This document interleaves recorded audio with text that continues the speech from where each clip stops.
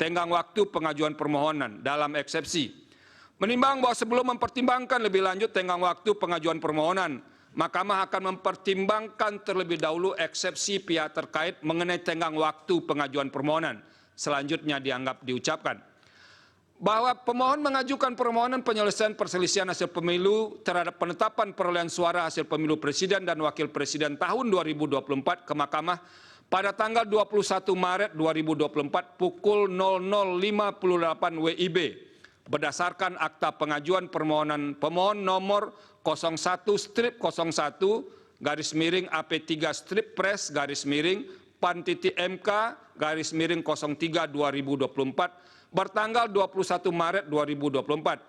Dengan demikian, permohonan pemohon diajukan masih dalam tenggang waktu sebagaimana ditentukan pasal 74 ayat 3 Undang-Undang MK, pasal 475 ayat 1 Undang-Undang Pemilu, dan pasal 7 ayat 2 PMK 4 2023 sebagaimana telah diubah dengan PMK 2 2024. Berdasarkan pertimbangan hukum di atas, eksepsi pihak terkait mengenai pengajuan permohonan pemohon telah melewati tenggang waktu adalah tidak beralasan menurut hukum. Dengan demikian, permohonan pemohon masih dalam tenggang waktu. Kedudukan hukum pemohon dalam eksepsi. Menimbang bahwa sebelum mempertimbangkan lebih lanjut kedudukan hukum pemohon, Mahkamah akan mempertimbangkan terlebih dahulu eksepsi pihak terkait yang pada pokoknya menyatakan pemohon tidak memiliki kedudukan hukum untuk mengajukan permohonan akuo. Eksepsi tersebut selanjutnya dianggap diucapkan bahwa berdasarkan keputusan Komisi Pemilihan Umum nomor 1632 tahun 2023 tentang penetapan pasangan calon presiden, calon peserta pemilihan umum presiden dan wakil presiden tahun 2024 bertanggal 13 November 2023 dan keputusan Komisi Pemilihan Umum nomor 1644 tahun 2023 tentang penetapan nomor urut pasangan calon peserta pemilihan umum presiden dan wakil presiden tahun 2024 bertanggal 4 November 2023. Pemohon adalah pasangan calon presiden dan wakil presiden peserta pemilu presiden dan wakil presiden tahun 2024 dengan nomor urut 1. Berdasarkan pertimbangan hukum di atas, eksepsi pihak terkait mengenai kedudukan hukum pemohon adalah tidak beralasan menurut hukum. Dengan demikian, pemohon memiliki kedudukan hukum untuk mengajukan permohonan akuo. Menimbang bahwa oleh karena Mahkamah berwenang untuk mengadili permohonan akuo dan permohonan pemohon diajukan masih dalam tenggang waktu yang ditentukan pasal 74 ayat 3 Undang-Undang MK, pasal 475 ayat 1 Undang-Undang Pemilu, dan pasal 7 ayat 2 PMK 4 2023, sebagaimana telah diubah dengan PMK 2 2024, serta pemohon memiliki kedudukan hukum untuk mengajukan permohonan, selanjutnya Mahkamah akan mempertimbangkan eksepsi termohon mengenai pokok permohonan akuo. Dalam eksepsi, menimbang bahwa terhadap permohonan pemohon, termohon mengajukan eksepsi yang pada pokoknya menyatakan format permohonan tidak sesuai dengan pedoman penyusunan permohonan. Eksepsi demikian seterusnya dianggap diucapkan.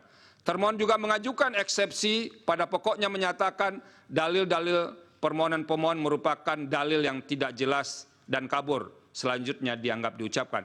Menimbang bahwa terhadap eksepsi termohon mengenai permohonan tidak sesuai dengan pedoman penyusunan permohonan yang diatur dalam PMK 4 2023, sebagaimana telah diubah dengan PMK 2 2024, dan permohonan pemohon tidak jelas atau kabur setelah dicermati secara saksama, menurut Mahkamah, eksepsi tersebut secara substansial telah berkaitan dengan pokok permohonan, sehingga eksepsi yang demikian merupakan keberatan yang tidak terkait dengan persoalan-persoalan syarat formil dan oleh karenanya harus dinyatakan tidak beralasan menurut hukum.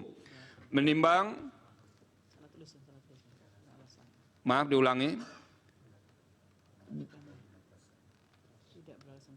dinyatakan tidak beralasan menurut hukum. Menimbang bahwa oleh karena eksepsi termohon terkait dengan pokok permohonan tidak beralasan menurut hukum, selanjutnya Mahkamah akan mempertimbangkan pokok permohonan. Dalam pokok permohonan, menimbang bahwa dalam permohonannya pemohon memohonkan pembatalan keputusan KPU 360/2024 bertanggal 20 Maret 2024 dengan alasan-alasan pada pokoknya sebagai berikut, sebagaimana selengkapnya telah dimuat dalam bagian duduk perkara. angka 1 sampai dengan angka 16 dianggap diucapkan.